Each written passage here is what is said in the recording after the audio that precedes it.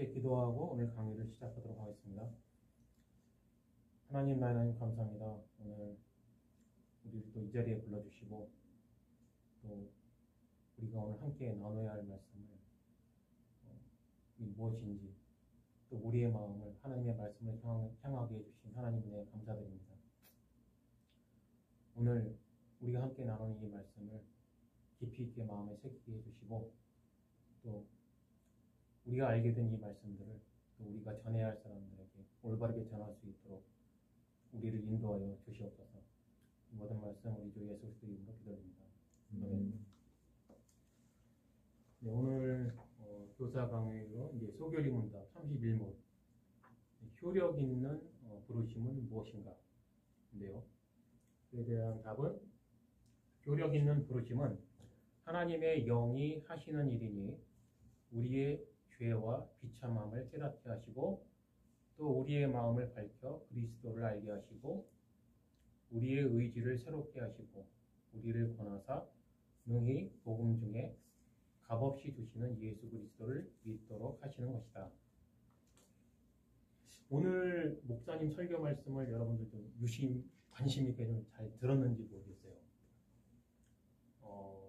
왜 그러냐면 지금 제가 여러분들에게 하게 되는 이 강의 내용이 목사님 설교 말씀에 대한 아마 보충 설명이 되지 않을까 그런 생각이 드는데 지난번 강의 때도 목사님 설교 말씀하고 이제 상호 보완적인 그런 강의를 했었는데 오늘도 좀 그런 강의가 되지 않을까 그런 생각이 들고요.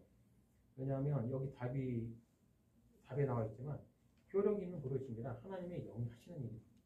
오늘 목사님 설교 말씀에도 그런 말씀이 있었지만 사람의 마음 속에서 하나님께서 자기의 일을 하시는 것이다. 성령의 일을 하시는 것이다. 그런 말씀하셨는데 바로 그거죠. 자, 효력 있는 부르심.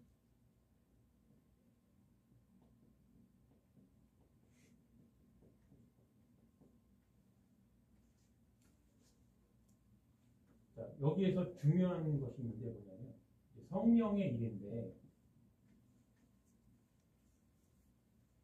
의지를 새롭게 하신다.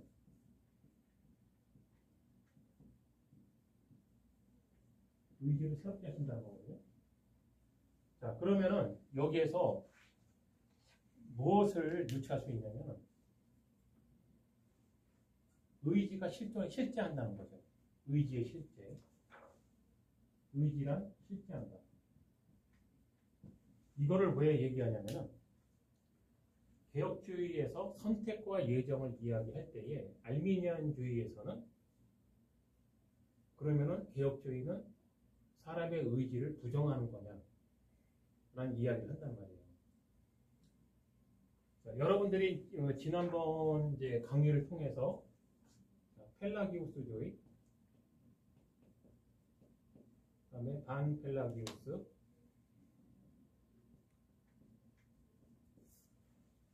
그 계보를 잇는 이제 알미니안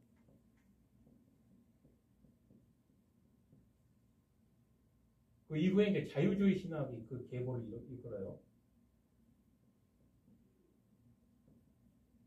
자, 현대에는 신자유주의까지 나왔어요, 지금.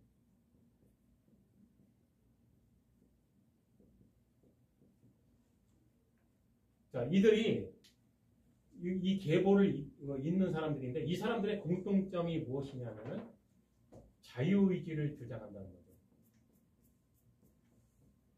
자, 그런데 이 자유의지를 주장하는 것에 대해서 개혁주의의 입장과 이들의 입장이 있어요. 자, 제일 먼저 펠라기우스가 주장한 거죠. 하나님께서는 인간이 하나님의 말씀을 이해할 수 있기 때문에 무엇인가를 하라고 명령을 주셨고 인간은 인간의 자유로운 의지로 그것을 이해할 수 있다라고 주장을 하는 거죠. 그러니까 해라. 인간의 도덕적인 책임에 대해서 이 사람들 이야기를 하는 거죠. 그렇게 해서 이러한 이론이 발전을 하면서 무엇이 등장했냐면 하나님의 은혜를 받을 수도 있고 받지 않을 수도 있다. 그러니까 이제 불가항력적 은혜와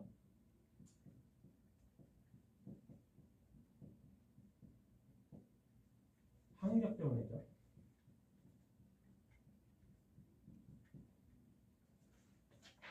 개혁주의는 불가항력적 은혜를 주장하고 이 계통의 사람들은 항력적 은혜를 주장하죠. 그러니까 하나님께서 인간을 구원하기 위해서 은혜를 베푸셨는데 하나님께서 선택하고 예정하신 그 사람들에게 이 은혜가 도달했을 때 그 죄인은 그 은혜를 거부하지 못한다. 받아들일 수밖에 없다라는 것이 개혁주의에서 주장하는 불가항력적 은혜이고, 이 알비니안주의부터 해서 이쪽 계통이 주장하는 것은 은혜를 하나님께서 베푸셨으나 그 은혜를 받고 안 받고는 나의 문제라는 얘기죠. 그것이 나의 자유로운 의지이다. 자, 그러면은 여기에서 무엇을 이제 우리가 이제 어떤 것이 가장 큰 문제이냐를 이제 유출할 수 있죠. 자유의지가 무엇이냐죠. 자유의지가 무엇이며 이게 어떠한 상태인가를 어떻게 이해하느냐가 굉장히 중요한 그런 핵심적인 주제가 되는 겁니다.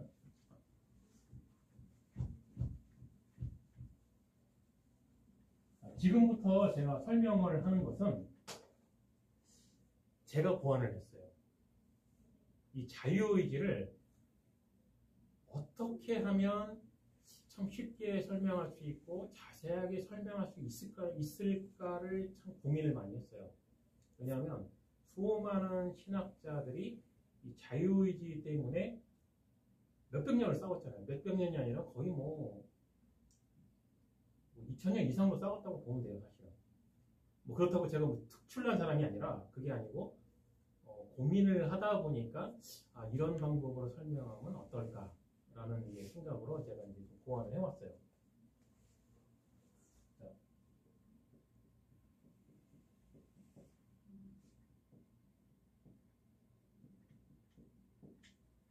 이렇게 자유의지 두 가지를 제가 이제 예시로 들 건데, 하나는 뭐냐면은 죄가 없는 상태. 여기는 죄를 지은 상태.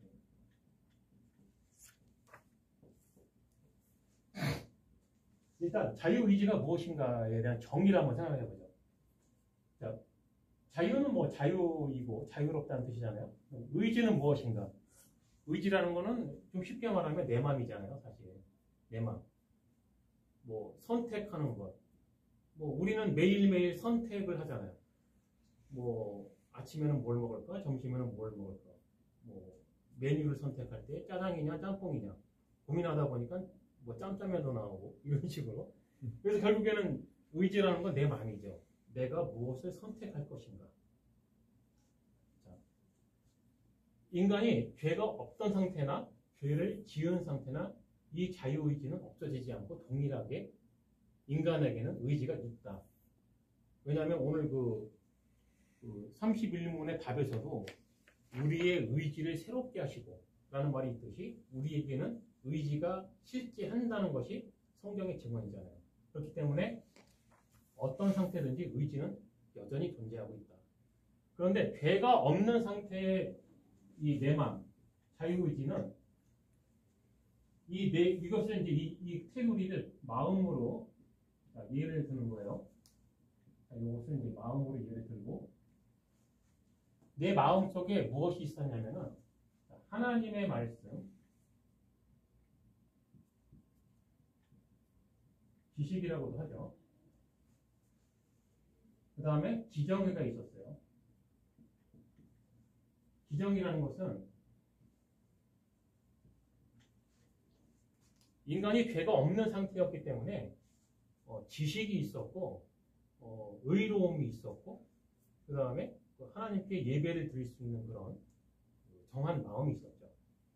자, 이런 상태에서는 내 마음이 무엇을 자유롭게 선택을 할 수가 있었죠. 두 가지의 지식이 있었던 거예요. 그러니까 결국에는 자기 자신에 대한 지식과 하나님에 대한 지식이 있었죠. 그런데 죄가 없는 상태였기 때문에 아직 죄가 모르는 거예요. 그렇잖아요. 자, 이 상태는 우리가 경험을 못 해봤어요. 솔직히 이 상태는 우리가 추측을 할 뿐이지 실제로 경험을 해보지는 못했단 말이에요. 딱 한 사람, 아담과 하와만이 경험을 해본 상태죠.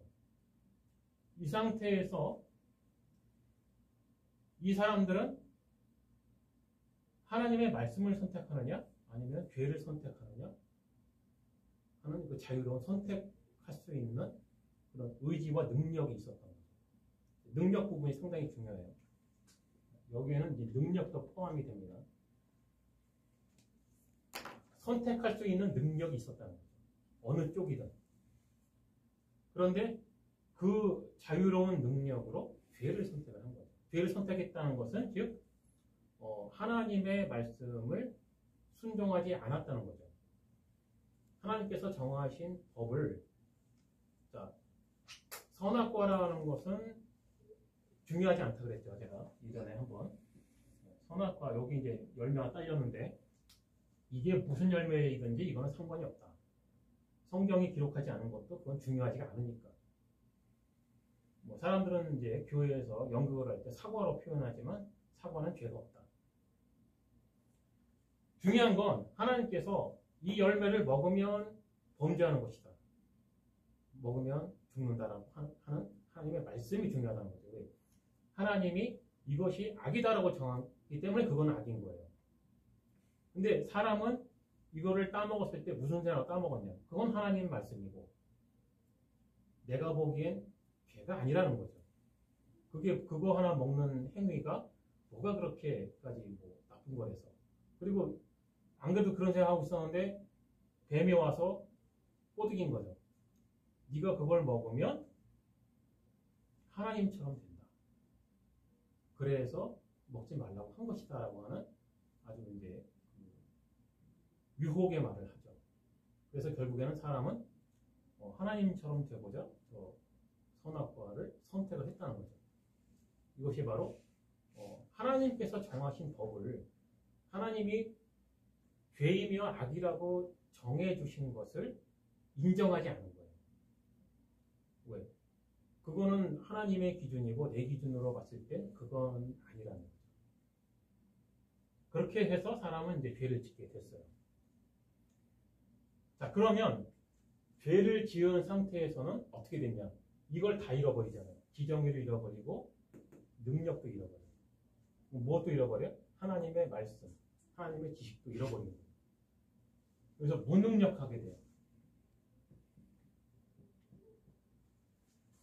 자유의지는 여전히 있는데 능력이 없다는 거예요. 예전에 죄를 짓기 이전 상태에 있었던 어떤 것이든 선택할 수 있었던 자유로운 그 생각과 능력을 몽땅 다 잃어버렸다는 거예요. 의지는 남아있으나. 그리고 이 상태에서는 무엇이 가득해요? 죄가 가득한 거죠. 죄 이외에는 아는 게 없는 거예요. 이 상태는. 그러면 죄를 지은 상태에서 자유로운 의지는 무엇을 선택을 할 수 있을까요? 여전히 선택할 수 있는 능력이 남아있어요. 그런데 아는 거라고는 죄밖에 없어. 그럼 무엇을 선택하게 되겠어요? 죄밖에 선택할 게 없다는 거예요. 이미 하나님의 말씀도 어떤 정의로움도 의로움도 선택할 수 있는 능력도 잃어버렸고 죄를 지은 상태에서는 죄 이외에는 아는 게 없다는 거죠. 자, 이것이 개혁주의에서 설명하는 자유의지예요. 죄를 지은 상태에서의 자유의지. 자, 그런데 이 사람들은 이 설명을 부정해요. 이 사람들은 이 설명을 인정을 할 수가 없는 거예요. 왜? 개혁주의에서 설명하는 자유의지는 인간은 죄로 가득 찼고 무능력하고 하나님의 말씀을 지킬 수 있는 능력이 존재하지 않는다. 그럼 이제 펠라기오스, 반펠라기오스, 알미니안주의, 자유주의, 신자유주의는 어떻게 생각하느냐? 아니다. 인간은 여전히 하나님의 말씀을 지킬 수 있는 능력이 있다. 이 펠라기오스주의는 이 능력 부분에서 완전하다라고 얘기를 하잖아요. 여전히 완전히 하나님의 말씀을 지킬 수 있는 능력이 있다.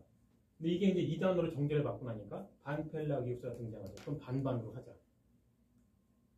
뭐 인간 혼자만의 펠라기우스가 말하는 것처럼 인간 혼자만의 능력으로 하나님을 찾는다든지 하나님의 말씀을 지킬 수 있는 건 아니니까 일단 하나님의 은혜도 필요하고 인간의 선택도 필요하다라고 해서 반펠라기우스주의가 등장한 거죠. 결국엔 이름만 바꿨지 알미니안주의도 동일해요. 반펠라기우스주의하고 동일한 말을 하는 거예요. 결국엔. 그래서 이제 나중에 이제 지금 발전한 게 자유주의와 이제 신자유주의까지 나왔는데 이 사람들은 좀 더 발전을 하죠. 알미니안주의까지는 그래도 하나님의 어떤 그 초자연적인 능력이나 기적 같은 오늘 그 민영구 설교 시간에 말했던 동정녀 마리아 처녀 몸에서 잉태한 사건 같은 거는 인정을 해요. 이 사람들은. 근데 자유주의, 신자유주의에서는 그것도 인정을 안 해요. 그거까지도. 뭐 터무니없지 않느냐. 뭐 그런 얘기를 하는 거예요. 자, 그러면은 성경은 어떻게 이야기하는가? 이 사람들의 주장은 이 사람들의 주장이고 이제 우리는 점검을 해봐야 되겠죠. 하나님께서는 뭐라고 말씀하고 계시는가? 자, 개혁주의에서는 부르심에 대해서 두 가지를 이야기해요. 첫 번째는 외적 부르심이고 두 번째는 내적 부르심을 이야기를 하는데 외적 부름이라는 것은 그야말로 보편적인 부르심, 온 세상에 전파되는 하나님의 말씀인데 누구에게나 공평하게 주어진 기회이죠. 그거를 이제 알미니안주의, 특히 감리교에서는 이제 그렇게 주장을 하죠. 하나님께서는 세상 만민이 모두 다 구원받기를 원하신다. 근데 이제 개혁주의에서는 선택을 이야기하죠. 예정을 이야기하고 예수 그리스도께서는 모든 사람을 위해 죽은 것이 아니고 구원받기로 작정된 사람들을 위해 죽으셨다. 라고 이제 주장을 하죠. 그래서 이제 알미니안주의 쪽에서는 이제 만인 구원설을 이제 주장을 하는 것이고 이제 개혁주의에서는 이제 이중 예정을 이제 주장을 하는 거죠. 그렇게 해서 자 그런데 예수님께서 그런 말씀하셨어요. 마태복음 22장 2절에서 14절 좀 긴데 쭉 읽어보면 이제 중요한 것만 이야기해요. 천국은 마치 자기 아들을 위하여 혼인잔치를 베푼 어떤 임금과 같으니 그 끝에 부분에 가면 뭐라고 나오냐면 청함을 받은 자는 많되 택함을 입은 자는 적으니라. 문제는 이게 예수님이 직접 하셨다는 얘기예요. 이 말씀을. 이 사람들처럼 이 사람들이 해석하는 말이 아니라 예수님 직접 말씀하신 거예요. 자, 외적 부르심. 세상 모든 사람에 대해서 공평하게 하나님의 말씀은 전파가 된다. 그렇게 청함을 받은 자들은 많다. 초대받은 자는 많은데 문제는 그 중에서도 선택을 입은 자는 적다는 거죠. 예수님께서 직접 이 말씀을 안 하셨으면 이 사람들의 말이 맞다라고 인정해 줄 수도 있어요. 근데 문제는 성자 하나님께서 그런 말씀을 하셨다는 게 문제인 거예요. 그래서 이거를 이 사람들 말대로 하려고 그러면은 예수님의 말씀도 부정을 해야 됩니다. 이게 이제 한 가지의 팩트고요. 다른 것은 이제 여러분들이 이제 읽어보면 이제 쉽게 알 수 있고. 그럼 내적 부르심이 뭐냐? 그게 바로 이제 오늘의 핵심인 유효한 부르심인데 로마서 1장 5절과 6절 그로 말미암아 우리가 은혜와 사도의 직분을 받아 그의 이름을 위하여 모든 이방인 중에서 믿어 순종하게 하나니 너희도 그들 중에서 예수 그리스도의 것으로 부르심을 받은 자니라. 오직 그 부르심을 받은 자들만이 예수 그리스도 앞으로 나오게 돼 있죠. 그래서 요한복음 6장 44절에도 나를 보내신 아버지께서 이끌지 아니하면 아무라도 내게 올 수 없으니 하나님의 선택을 말씀하시잖아요. 예수님께서 또 이게 예수님께서 직접 하신 말씀인데 아버지께서 이끄는 그 자 선택된 자들이죠. 그렇지 않으면 아무라도 내게 올 수가 없다. 아무나 오는 게 아니라는 얘기죠. 그리고 오는 그 사람은 내가 마지막에 다시 살릴 것이다. 예수님의 말씀이요 해석이기 때문에 이런 것을 이제 부정할 수가 없는 거죠. 자, 그리고 이 인간의 전적 타락과 이 무능력에 대해서 성경이 또 그렇게 주장을 하고 있어요. 창세기 8장 21절을 보면 이 노아의 홍수 이후에 노아에게 해주신 말씀이에요. 여호와께서 그 향기를 흠양하시고 그 중심에 이르시되 내가 다시는 사람으로 인하여 땅을 저주하지 아니하리니 그 다음에 이유가 나와요. 왜냐하면 이는 사람의 마음에 계획하는 바가 어려서부터 악함이라. 날 때부터 악하다는 거예요. 하나님께서 직접 말씀하신 구약 때 노아의 홍수 이후에 다시는 그렇게 안 하겠다. 왜? 인간이 나면서부터 악하다. 하나님의 선언이에요. 근데 이 사람들은 아니래. 이 사람들은 아니라는 거예요. 이 사람들은 성경을 도대체 어떻게 읽는지 이해가 안 되는데, 자, 그리고 이제 다윗도 증언을 하죠. 시편 51편 5절에 내가 죄악 중에 출생하였으며 모친이 죄 중에 나를 잉태하였나이다. 내 어머니도 죄인이라는 거죠. 죄인인 내 어머니가 나를 낳았으니까 나도 죄를 지고 태어났다는 거예요. 결국에 성경은 모든 인간은 나면서부터 이렇게 죄를 지은 상태, 자유의지는 있으나 그놈의 자유의지로 선택할 수 있는 건 죄밖에 없다. 라는 것을 성경은 분명하게 이야기하고 있다. 자, 그렇다면 이제 믿음에 대한 지난주에 이야기했던 믿음에 대한 설명에 대해서 조금 더 이제 디테일하게 설명하게 될 텐데 오늘 목사님께서 설교 말씀에서 그런 말씀을 이제 많이 하셨단 말이에요. 은혜의 상태, 성령의 자기의 일하심, 그리고 그런 은혜 속에서 성령의 인도하시는 삶을 살아가는 그 부분에 대해서 이야기를 많이 하셨는데 요한복음 3장 5절에서 8절 굉장히 유명한 말씀인데요. 니고데모와의 이야기죠. 예수께서 대답하시되 진실로 진실로 네게 이르노니 사람이 물과 성령으로 나지 아니하면 하나님 나라에 들어갈 수 없느니라. 육으로 난 것은 육이요 성령으로 난 것은 영이니 내가 네게 거듭나야 하겠다 하는 말을 귀히 여기지 말라. 바람이 임의로 불매 네가 그 소리를 들어도 어디서 오며 어디로 가는지 알지 못하나니 성령으로 난 사람은 다 이러하니라. 네, 거듭난다는 말이죠. 굉장히 많이 들어봤죠, 여러분들. 교회에서 거듭난다는 말을 안 들어본 사람은 없을 거예요. 거듭남이 무엇일까? 새롭게 태어나는 거죠. 새로운 창조를 이야기합니다. 그리스도인으로 창조를 하는 거예요. 이게 성령께서 하시는 일인데, 자, 이 상태, 죄를 지은 상태 인간의 마음에서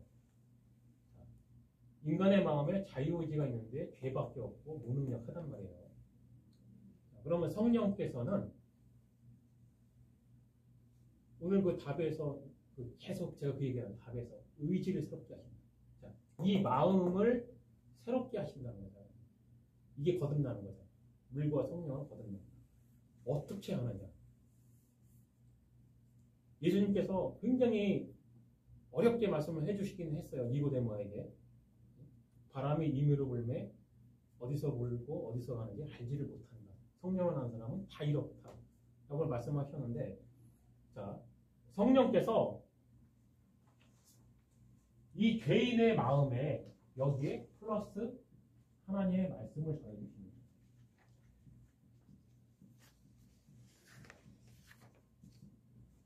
또는 지식.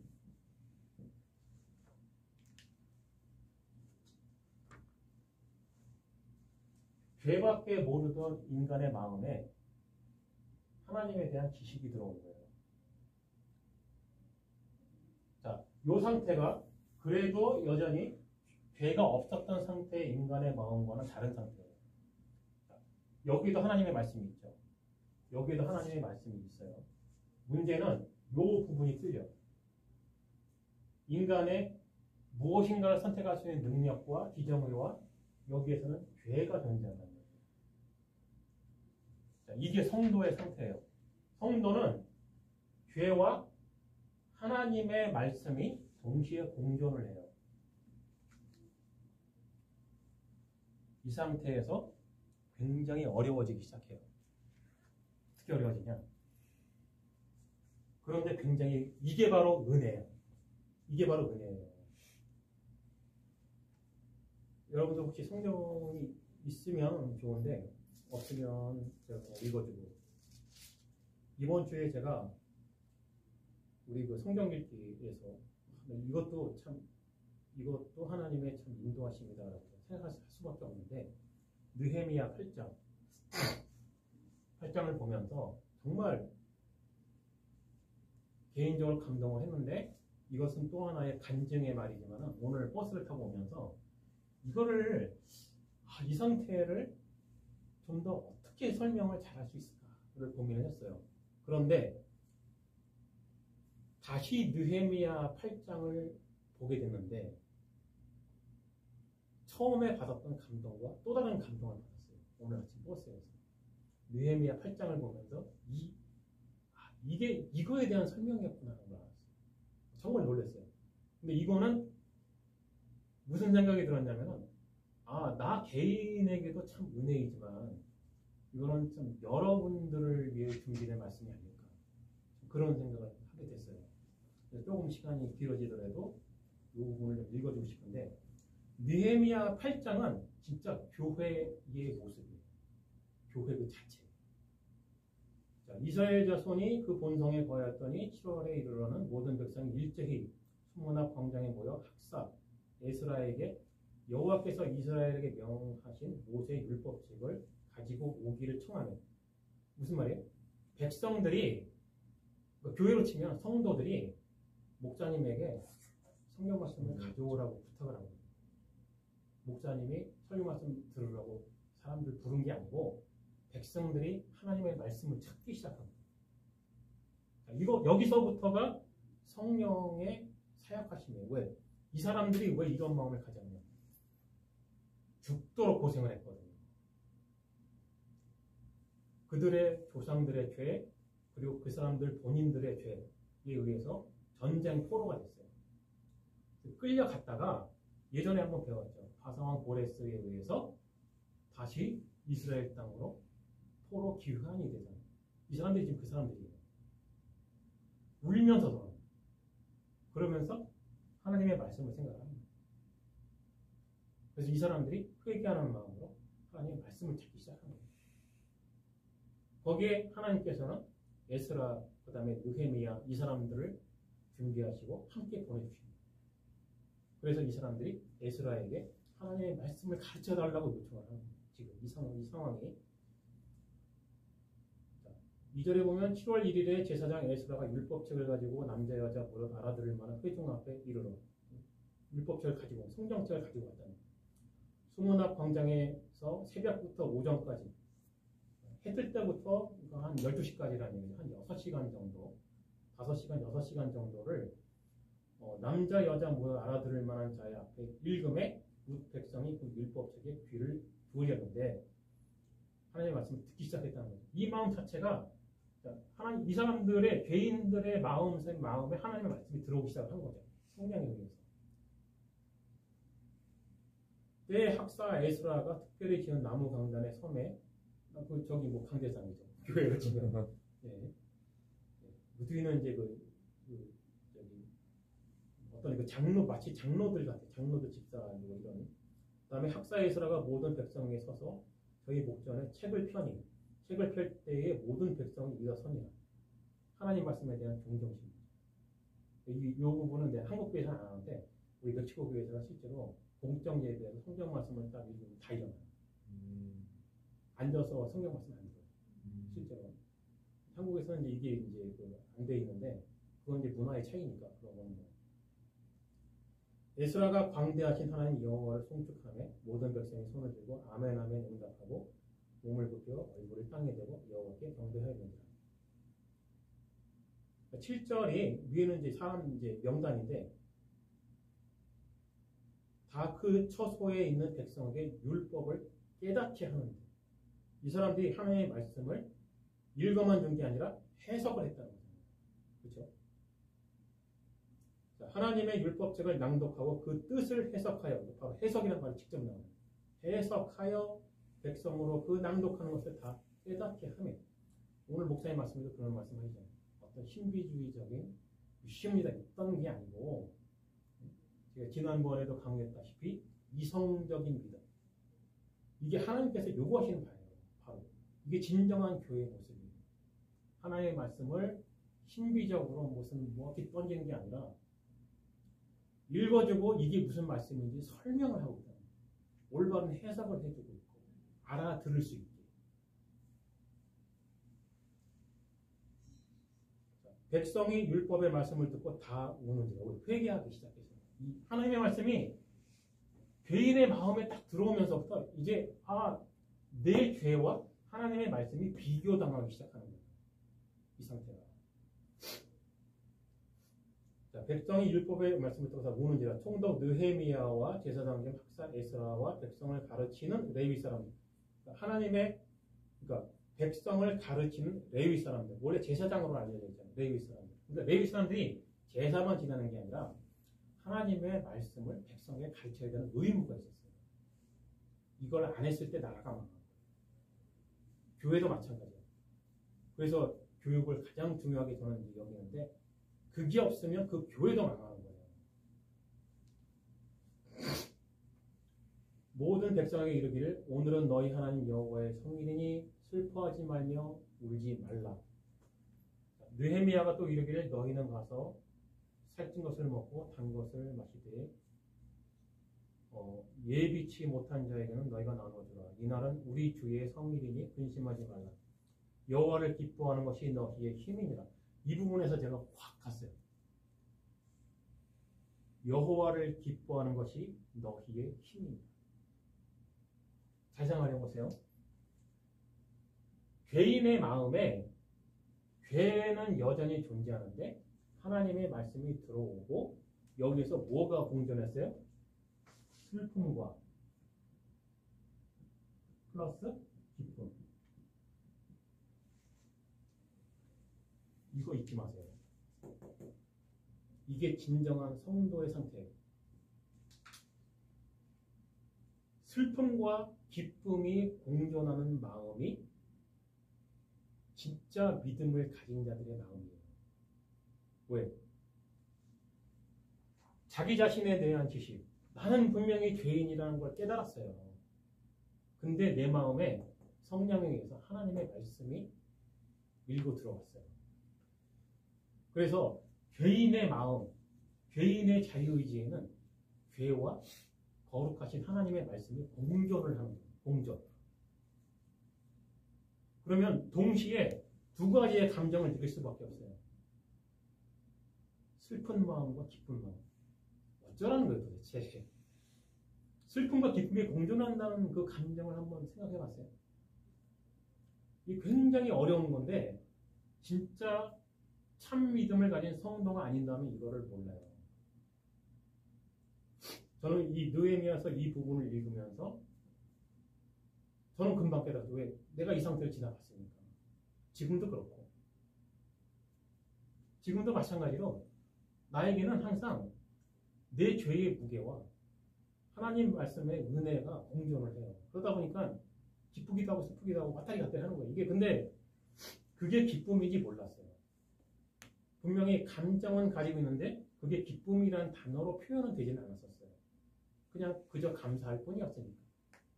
그런데 그 감사하는 그 마음이 그게 기쁨이더라고요. 레위 사람들도 모든 백성을 정숙하여 이르기를 오늘은 성일이니 마땅히 종용하고 근심하지 말라 하매 강제로 이 슬픔을 슬프긴 한데 이 사람들도 마찬가지죠. 그 슬픈 마음을 모르는 건 아니라는 거죠. 자기들도 아닙니다. 그런데 하나님의 성일이라는 거예요. 기쁜 날이다. 기쁨이 분명히 우리와 함께 존재하는데 마음은 슬퍼. 뭘 했는지 아닙니다. 자기들이 죄가 뭔지 아닙니다. 이게 성도의 마음 자세예요. 참 어떤 사람이 참 믿음을 가지고 있는가 없는가를 우리는 함부로 판단을 할 수는 없어요. 근데 짐작은 할 수가 있어요. 왜? 이 상태를 따라서. 참된 성도는 슬픔과 기쁨이 항상 공존하는 사람들이다. 모든 백성이 곧 가서 먹고 마시며 나누어주고 크게 즐거워하였으니 이는 그 읽어 들린 말을 밝히 알미니라. 즐거워했는데 왜 즐거워했느냐? 들은 하나님의 말씀이 그게 무슨 소리인지 알아들었다는 거예요. 그냥 들은 게 아니고 그게 그 말씀입니다. 확실하게 뭔가를 알았을 때의 기쁨이에요. 어떤 교과서적인 내용의 지식적인 내용이 아니고 하나님이 존재하시고 나는 죄인이고 그리고 정말로 하나님께서 나를 여기까지 인도하셨고 하는 이런 복잡하고 미묘한 그 지식들이에요. 이거는 실전이 아니면 알 수가 없는 것들이에요. 그래서 진짜 기쁜 거예요.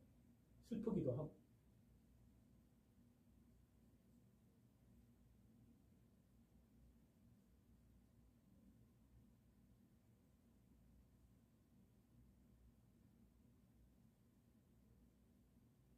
네, 뭐 여기까지만 해도 이 느헤미야서는 여러분들 기억에 있는 느헤미야 8장을 다시 한번 읽어볼 수 있도록 하고요. 자, 그러면은 지금 제가 여러분께 설명했죠. 슬픔과 기쁨이 공존한다고 했죠. 그럼 이 이후에는 어떻게 될까? 그게 바로 마가복음 8장 34절입니다. 무리와 제자들을 불러 이르시되 아무든지 나를 따라오려거든 자기를 부인하고 자기 십자가를 지고 나를 쫓을 것입니다. 이 말씀도 참 많이 들어봤죠. 근데 알미니안주의자들에 의해서 이놈의 십자가가 뭔가 교회를 위해서 봉사를 하고 나를 헌신하고 하는 걸로 설명이 됐어요. 그게 아니고요. 이걸 말합니다. 여기 나오잖아요. 자기를 부인하고. 죄인은 이 상태가 되면은요, 두 가지 지식이 공존하잖아요. 지금 설명한 것처럼. 나의 죄와 하나님의 말씀이 공존을 해요. 예수님께서 말씀하셨잖아요. 자기 자신을 부인해라. 자기 자신을 부정하라. 왜? 두 가지 지식을 이게 공통적으로 알게 됐어요. 나는 죄인이고 나는 틀렸구나라는 걸 알게 된 거예요. 그렇잖아요. 이 부분이 바로 참된 성도는 여기서 나를 부정하게 되는 거예요. 나는 아니구나. 내가 옳다 생각하는 그 길은 틀렸구나. 에덴 동산의 이야기하고 동일하잖아요. 에덴 동산에서 인간은 하나님보다는 내가 옳다고 생각을 했어요. 근데 그게 곧 죄였어. 그런데 죄인의 마음에서 나의 죄가 무엇인지 알았고 나는 틀렸구나라고 생각했을 때 구원이 도달하는 거예요. 그러면 이 부담감, 나의 죄와 은혜, 하나님의 말씀, 이 두 가지가 공존하는 부담감, 이게 바로 십자가예요. 이거를 지고 그리스도의 길을 따라가라는 거예요. 뭔가 하라는 게 아니에요, 사실은. 알미니안주의자들은 이놈의 십자가를 사람이 뭔가를 해야 되는 걸로 집요하게 가르치는데 예수님은 그 말씀을 하신 게 아니에요. 여기 뭐 하라고 돼 아니잖아요. 자기를 부인하라고 하셨잖아요. 예수님께서. 뭔가 하라는 게 아니라 자기를 부인하고 자기 십자가를 지고 나를 쫓아와. 자기 자신을 부정하고 하나님의 말씀을 쫓아가는 거죠. 슬픔과 기쁨이 공존하는 그 마음을 지고 그리스도의 길을 따라가라는 거예요. 이게 참된 성도의 상태이고 느헤미야 8장에 나왔던 회개하던 그 백성들의 모습입니다. 바로. 그리고 이것이 바로 성령의 효력 있는 부르심입니다. 그러면은 이 상태가 생각을 해봐요. 물리적으로 성령이 이 사람의 자유의지를 외과 수술을 한 게 아니잖아요. 사람의 마음을 업어치기 한 판을 한 게 아니잖아요. 무슨 얘기냐? 사람의 자유의지는 여전히 존재하는 거예요. 근데 이 사람의 마음에 성령 하나님께서 하나님의 말씀을 알게 하시고 회개하게 하시고 이 죄인의 의지를 새롭게 하십니다. 자유롭게 기쁘고 즐거운 마음으로 하나님의 말씀을 따라가게 그렇게 인도하시는 거지 인간의 자유의지를 무시하고 너는 틀려먹은 인간이니까 그냥 이렇게 뒤집어서 새롭게 만들자. 그게 아니잖아. 그게 아닌 거예요. 이게 바로 거듭남의 이야기예요. 어떻게 죄인의 마음이 새롭게 태어나는가. 죄밖에 모르면 죄밖에 못 짓죠. 그런데 그 마음에 하나님의 말씀을 알게 됐고 진짜 은혜가 무엇인지 알게 되었을 때 갈등이 시작이 되는 거죠. 여전히 죄를 짓고 싶어하는 나. 그리고 하나님의 은혜도 기뻐하는 나.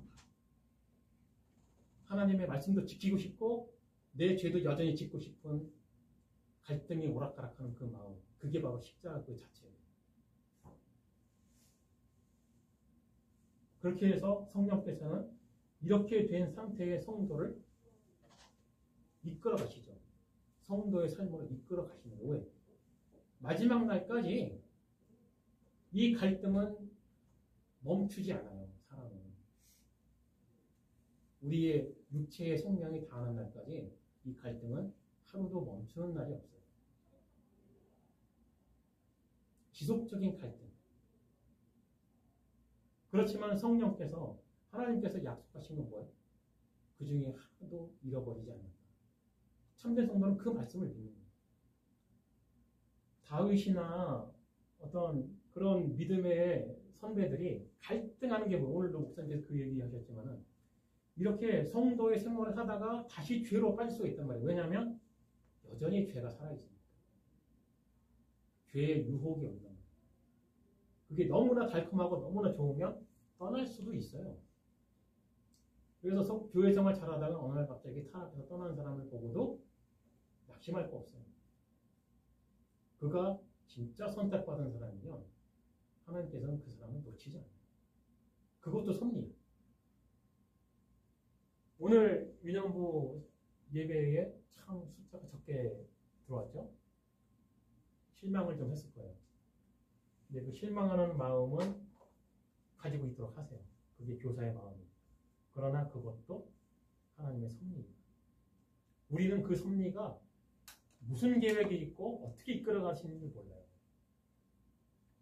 나 개인의 마음으로는 이 예배에 오늘 이 말씀을 듣지 못한 그 사람들이 안타깝고 서운하기도 하고 그렇긴 하지만 그럴 수도 있어요. 왜? 아직 들을 때가 아닐 수도 있어요. 모든 하나님의 말씀이 모든 이에게 공평하게 다 들려줬으면 좋겠으나 그러면 선택이 없죠. 무섭기도 하고 은혜롭기도 한 말씀. 아무리 좋은 말씀도 지금 이 사람에게는 들리면 독이 될 수가 있고 이 사람에게는 은혜가 될 수가 있고 그건 성령 하나님만이 알아요. 그리고 이스라엘 백성들이 그 상태에 도달하기까지 얼마나 고생을 했는가에 대해서 성령께서 그렇게 그 사람들 인도를 하셨다는 거죠. 그 마음이 되게 하시려고. 왜? 고집들이 장난이 아니에요. 이스라엘 백성들 고집들이 세계 최강이에요. 그 마음들이 바닥을 칠 때까지 성령께서 이끄신 거예요. 그래야 하나님의 말씀을 들으니까. 그래야 하나님의 말씀을 찾으니까. 자기가 죄인이었구나라는 것을 알지 못하는 자가 하나님의 말씀을 찾을 리가 없어요. 이거는 성경이 창세기 때부터 요한계시록까지 나오는 보편적인 진리예요. 어떤 죄인도 자기가 죄인이라는 것을 알지 못한 상태에서 하나님의 말씀을 찾는 사람은 단 한 명도 없었어요.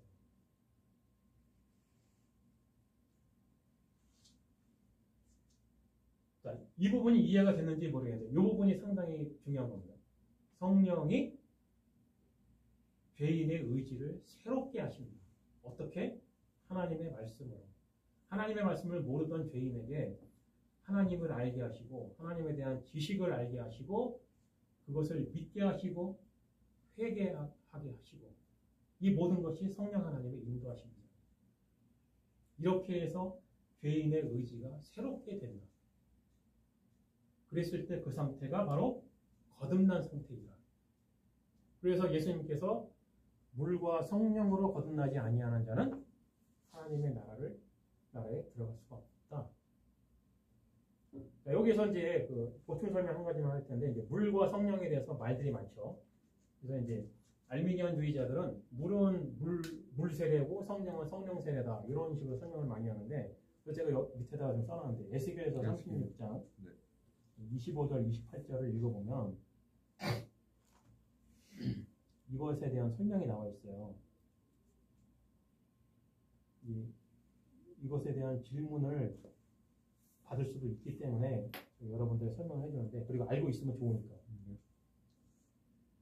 맑은 물로 너희에게 뿌려서 너희로 정결케 하되 곧 너희 모든 더러운 것에서와 모든 우상을 섬김에서 너희를 정결케 할 것이며 또 새 영을 너희 속에 두고 새 마음을 너희에게 주되 너희 육신에서 굳은 마음을 제하고 부드러운 마음을 줄 것이며 또 내 신을 너희 속에 두어 너희로 내 율례를 행하게 하리니 너희가 내 규례를 지켜 행할지라. 에스겔이니까 이제 구약이죠. 구약인데 예언의 말씀이에요. 교회 시대를 예언합니다. 예수 그리스도께서 부활 승천하시고 성령이 강림하시고 신약의 교회가 시작이 되면 이런 일이 생길 거라는 거죠. 여기서 물과 성령에 대한 설명이 구약 성경에 이미 이 논란이 될 부분에 대해서 해석을 주시는 거예요. 그냥 성령의 거듭남의 사역을 말을 하는 거예요. 물이 그냥 뭐 물세례를 받아야 되고 뭐 그렇게 해서 침례교 사람들은 그런 주장을 하잖아요. 머리 끝까지 물속에 퐁당 들어갔다 나오지 않으면 세례는 무효. 그게 왜 중요한지 모르겠습니다. 세례를 받으면 뭐예요? 사람의 마음이 거듭나지 않으면 물세례 따위는 아무 소용이 없는 거잖아요. 세례 증서 받았다고 해서 그 사람이 진짜 참 그리스도인이 되는 거예요. 그렇지 않은 사람 많잖아요. 어거스틴이 잘못한 부분이 이제 그건데 어거스틴이 이제 세례의 중요성을 너무 어거지로 주장하는 그런 경우가 있는데 개혁주의자들은 그렇게 생각하지 않는다. 우리 장로교에서 그냥 머리에 물을 살짝 뿌리는 이유도 마찬가지예요. 그게 그렇게 중요한 게 아니니까. 물속에 잠수하고 안 하고가 중요한 게 아니고 성령의 인도하심으로 사람의 마음이 사람의 의지가 새롭게 다시 태어났는가 안 태어났는가 이게 중요한 거라는 것을 구약 성경에서부터 설명을 해주는 거예요.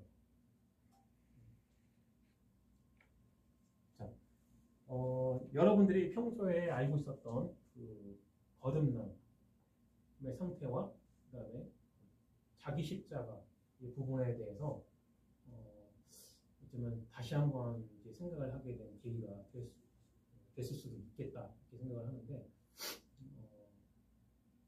느헤미야 8장 이번 주에 저에게는 정말 감동이었고 오늘 아침에 한 번 더 감동이었고 이 상태를 설명하기 위한 정말 대단한 그런 그 보충 설명이었다. 이게 제 머리에서 나온 건 아니에요. 사실은 진짜로. 왜냐면 제가 구상을 못했어요. 이걸 알기는 알겠는데 어떻게 설명해야 할지 안개처럼 희미하더라고요. 근데 그 막간에 그 1시간 동안 버스 타고 오면서 느헤미야 8장에서 이게 이 설명이었구나라는 거를 이제 깨닫게 되는데 이런 경우는 정말 그 성령의 인도하심이 아니면 알 수가 없는 상태이다 라고 이제 생각이 되고요. 개인적으로 한 번 더 이제 제가 부탁하고 싶은 것은 참된 성도의 상태, 자기 자신을 점검해봐도 알지만 모든 참된 성도는 참된 그리스도인은 항상 슬픔과 기쁨이 공존한다. 이 상태를 가지고 있는 사람들이 진짜 성도들이다. 개인적으로는 제가 목사님을 뵈도 목사님도 항상 이 모습이시더라고요. 항상 고뇌하시는 것 같아. 내가 보기에도. 근데 그거를 왜 아냐면 나도 그러니까. 이게 성도를 알아보는 거예요. 그런 고뇌를 하고 계시는구나. 근데 그것은 어떤 그 직분이나 이런 거는 관계가 없고 누구든지 어떤 사람이든지 참되게 하나님의 말씀을 깨달은 자들은 느헤미야 8장에서 백성들이 그렇게 갈등했던 것과 동일한 것들을 갈등을 하게 돼 있어요. 이런 것으로 해서 우리가 참된 성도와 아닌 사람들을 구별할 수가 있다. 그리고 여러분들의 학생들에게 설명해야 되는 부분들 이런 건 상당히 중요하다고 생각을 해요. 거듭남이 무엇인지 그리고 자기 십자가가 무엇이고 자기를 부인한다는 것이 무엇인지 이런 것들은 정말 중요하게 설명이 돼야 한다. 개인적으로 생각이 됩니다. 질문 혹시 있나요?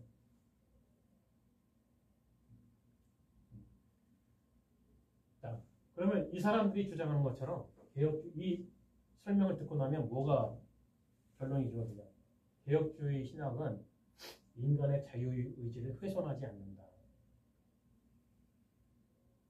훼손을 하는 게 아니라 인간의 자유의지가 죄인의 자유의지가 어떻게 새롭게 되는지를 설명하는 것일 뿐이다. 그리고 이렇게 인도하심에서 하나님께서 선택하신 자들은 하나도 놓치지 않는다. 죄밖에 없는 사람이 죄밖에 모르는 상태의 죄인의 마음이 어떻게 하나님의 은혜를 받고 안 받고를 결정할 수가 있겠는가? 라는 설명인 거예요. 질문 없으면 기도하고 마치도록 하겠습니다. 하나님, 나의 하나님 감사합니다. 우리가 오늘 하나님의 은혜로